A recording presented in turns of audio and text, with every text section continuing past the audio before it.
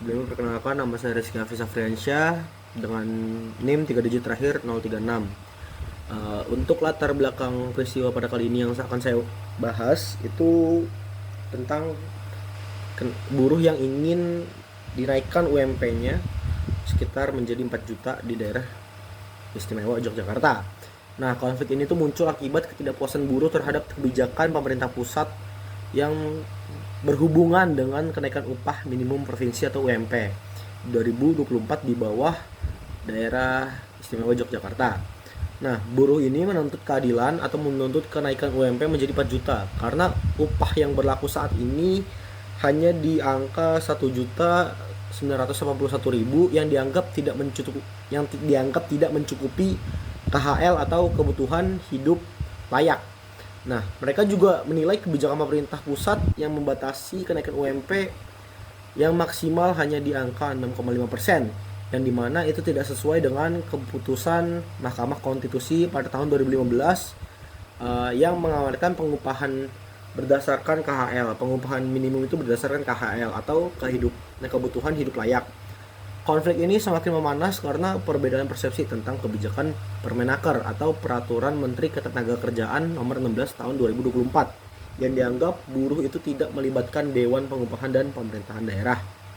Nah, untuk pihak-pihak yang terkait udah jelas itu ada buruh.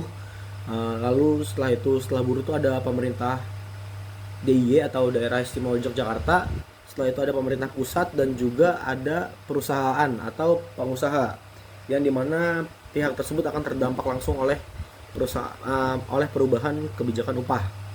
Nah, di sini saya menjadi pihak ketiga atau sebagai mediator yang netral dan objektif, dan ini beberapa strategi yang saya susun, yang saya buat untuk menyelesaikan konflik. Yang pertama ada kolaborasi, yaitu saya akan menyelaraskan kepentingan kedua belah pihak untuk mencapai solusi yang dapat diterima bersama dengan mempertimbangkan kebutuhan buruh dan ke pemerintah. Setelah itu saya akan melakukan negosiasi, yang dimana saya akan mengupayakan dialog dua arah untuk menemukan titik tengah yang mengakomodasi kedua belah pihak. Setelah itu saya akan melakukan mediasi, yang dimana saya akan bertindak sebagai fasilitator yang membantu kedua belah pihak untuk memahami perspektif masing-masing.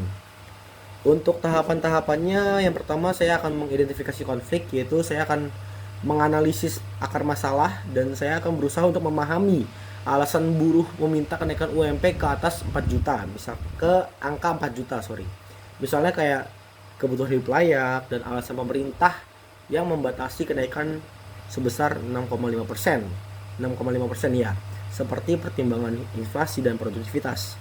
Setelah itu saya akan melakukan pemetaan atau saya akan melibatkan semua pihak yang terkait seperti MPBI atau Majelis Persatuan Buruh Indonesia Daerah Istimewa Yogyakarta, pemerintah provinsi, dinas ketenagakerjaan, dan perwakilan buruh lainnya.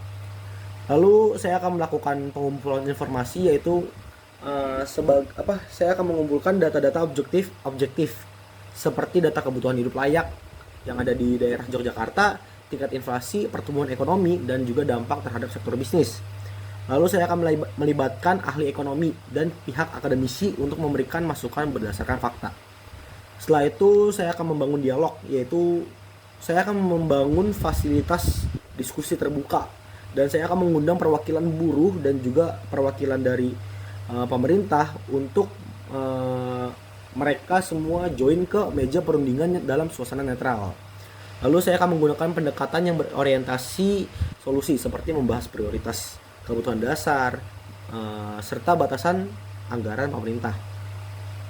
Lalu saya akan melakukan perancangan solusi seperti menaikkan UMP secara, atau UMP itu upah minimum provinsi secara bertahap menuju 4 juta dalam beberapa tahun ke depan.